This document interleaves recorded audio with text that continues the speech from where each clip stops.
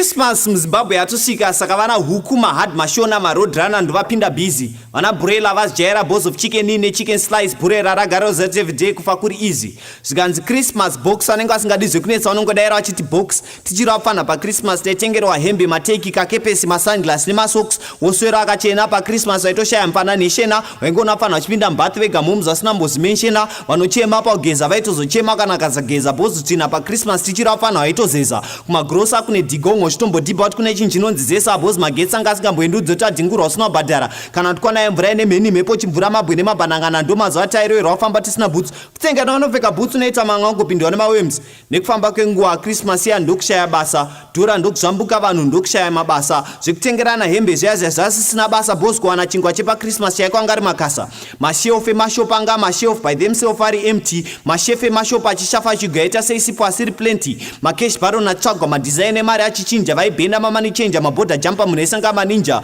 Christmas iya ndokuzodzoka foreign currency yaita official Christmas muZimbabwe inoitwa musama kuchipisa asi unoona Santa Claus akapfeka zijuzi ravo reredhi nezibhurugwa ravo reredhi nezingwani ravo reredhi inohinge rakadonjeke white nebhande ravo reblack nemajombo avo eblack dzimwe ngwani netumaglazi nendebvu dzavo hobho dzewhite handisi kuti zvakashata zviribo but I'm just saying if Santa Claus delivers presents to every kid in the world then his sled should have wheels because in Zimbabwe we have no snow so where would his sled slide when it lands?